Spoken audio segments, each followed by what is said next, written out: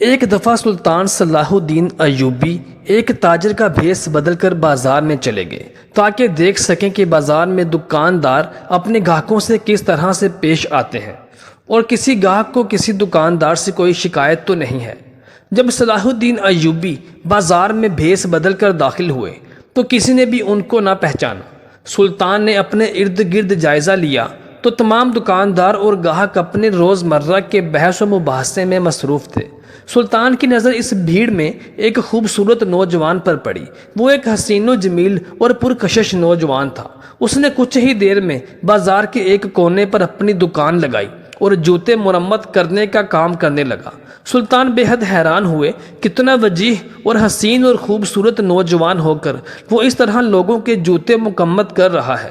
کچھ ہی دیر بعد اس کی دکان پر لوگوں کی بھیڑ لگ گئی، لیکن جیسے ہی اس نوجوان نے 2 سونے کے سکے کمائے، اس نے فوراً ہی اپنی دکان بند کی، اپنا سامان ایک تھیلے میں ڈالا اور سامنے ہی ایک تندور والے کے پاس جا کر اس سونے کے سکوں کے عوض 4 روٹیاں خریدیں اور اپنے تھیلے میں بند کی اور اپنے گھر کی طرف چل دیا۔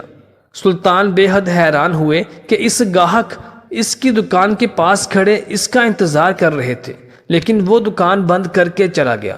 سلطان نے سوچا کہ اسے کوئی کام یاد آ گیا ہوگا، اس لیے وہ چلا گیا ہے۔ سلطان نے اس کا انتظار کیا، لیکن وہ نہ آیا۔ اگلے دن پھر سلطان نے تاجر کا بھیس بدلا اور بازار میں چلے گئے۔ آج پھر سلطان نے وہی نظارہ دیکھا۔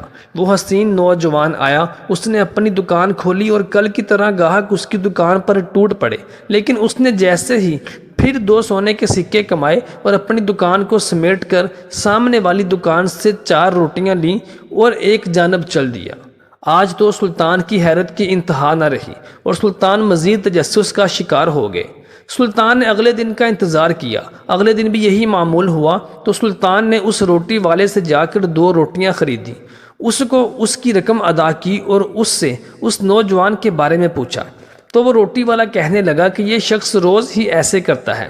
اس کو باقی تمام دکانداروں نے بھی سمجھایا ہے کہ تمہاری دکان پر اتنے گاہک ہوتے ہیں، تم سب کا کام کر کے مزید کمائی کیوں نہیں کرتے؟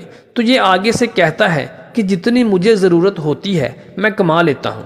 سلطان اگلے دن پھر جیسے ہی بازار پہنچے تو اس نوجوان نے پھر وہی عمل دہرایا۔ وہ روٹیاں لے کر گھر کی جانب جانے لگا تو سلطان اس کے پیچھے ہو لیے۔ سلطان اس کا پیچھا کرتے کرتے اس کے گھر تک پہنچے۔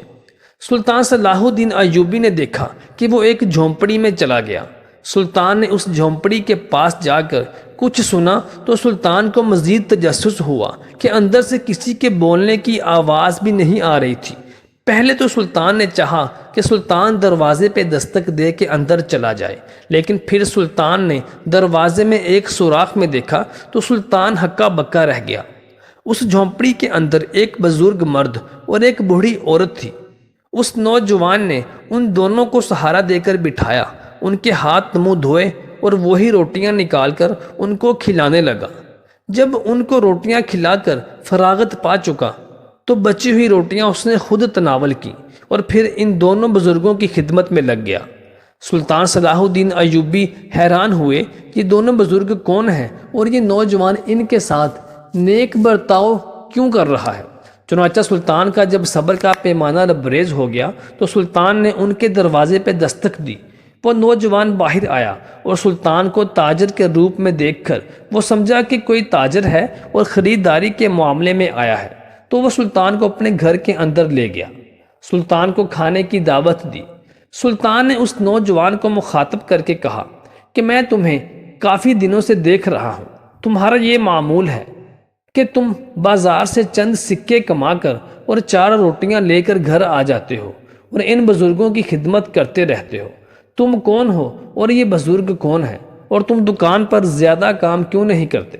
نوجوان نے جب یہ سنا تو وہ بے حد حیران اور پریشان ہو گیا، تو کہنے لگا کہ پہلے کھانا تناول کر لیں، اس کے بعد میں آپ کو ساری بات بتاؤں گا۔ سلطان نے کہا میں نے بھی وہیں سے کچھ روٹیاں لی تھی، چلو ہم دونوں پہلے کھانا کھا لیتے ہیں، پھر مجھے اپنی ساری بات بتانا۔ سلطان نے اور اس نوجوان نے اکٹھے بیٹھ کر کھانا کھایا۔ کھانے سے فراغت پانے کے بعد سلطان نے پوچھا اب بتاؤ کہ حقیقت کیا ہے؟ تو وہ نوجوان کہنے لگا کہ یہ دونوں میرے ماں باپ ہیں۔ دراصل بات کچھ یوں ہے کہ میں بہت لائق اور سمجھدار تھا۔ میری ماں چاہتی تھی کہ میں سلطان معظم سلطان صلاح الدین ایوبی کا وزیر خاص بن جاؤں اور بہت زیادہ محنت اور قابلیت کے بل بوتے پر یہ مقام حاصل کروں۔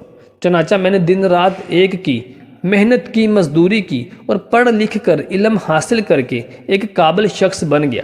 لیکن میری ماں اور باپ ساتھ ساتھ بوڑھے ہوتے گئے، ان کو میری ضرورت تھی، اور وہ مجھے یہ بھی کہتے تھے کہ سلطان کا خاص وزیر بننا کوئی عام کام نہیں، اس کے لیے بہت اونچا رتبہ چاہیے، اور تم تو غریب گھر کے چشم و چراغ ہو، تو سلطان کے وزیر خاص کیسے بن سکتے ہو؟ لیکن میرے دل میں لگن اور تڑپ تھی، مجھے سلطان کا وزیر بننا تھا۔ ایک دن مسجد میں مولوی صاحب نے خطاب کرتے ہوئے کہا کہ میں تمہیں ایک ایسا کام بتاؤں جسے کرنے سے تم دنیا کی ہر چیز حاصل کر سکتے ہو۔ میں نے مولوی صاحب سے پوچھا کہ وہ ایسا کیا کام ہے، اور کیا اس کام کو کرنے سے میں سلطان معظم کا وزیر خاص بن سکتا ہوں؟ تو اس مولوی صاحب نے کہا کہ ہاں، کیوں نہیں، اور وہ کام یہ ہے کہ تم اپنے ماں باپ کی خدمت میں اپنے آپ کو وقف کر دو، پھر تم جو چاہے بن سکتے ہو۔ بس وہ دن تھا اور آج کا دن ہے۔ میں اپنے ماں باپ کی خدمت میں لگا رہتا ہوں اور اتنا ہی کماتا ہوں جتنا میرے ماں باپ اور میرے پیٹ بھرنے کے لیے کافی ہو، اور اس کے بعد اپنے ماں باپ کی خدمت میں لگا رہتا ہوں، ان کی ضرورت کا، آرام کا خیال رکھتا ہوں۔ سلطان نے اس نوجوان کی ساری بات سنی تو سلطان نے اسے کہا کہ اگر آج تمہیں سلطان اپنا وزیر بنائے تو کیا تم بن جاؤ گے؟ تو وہ شخص رونے لگا اور کہنے لگا کہ میری اتنی اوقات کہاں، اور میں سلطان تک کیسے پہنچ سکتا ہوں؟ یہ سننا تھا کہ سلطان نے اپنا تاجر کا بھیس اتار دیا اور اپنی تلوار نکال لی جس پر سلطان کی مہر ثبت تھی، اور اس نوجوان کے سامنے کرتے ہوئے کہا کہ میں ہی سلطان صلاح الدین ایوبی ہوں۔ یہ دیکھنا تھا تو وہ لڑکا نوجوان سلطان صلاح الدین ایوبی کے قدموں میں گر کے رونے لگا اور گڑ گڑانے لگا، سلطان مجھے معاف کر دیجئے، میں آپ کو پہچان نہ سکا۔ سلطان نے کہا مجھے اسی طرح کے نوجوان اور لائق اور قابلیت سے بھرپور شخص کی ہی تو تلاش تھی۔ میں تمہیں اور تمہارے ماں باپ کو یہ خوشخبری سنا دیتا ہوں کہ آج سے میں تمہیں اپنا وزیر مقرر کرتا ہوں۔ محترم دوستو، امید کرتے ہیں کہ آپ کو ہماری آج کی ویڈیو پسند آئی ہوگی۔ برائے مہربانی ہمارے چینل کو سبسکرائب ضرور کیجیے گا اور ویڈیو کو لائک اور شیئر کیجیے گا، اور اگر ہو سکے تو ہمیں کمنٹ سیکشن میں اپنی رائے سے آگاہ کیجیے۔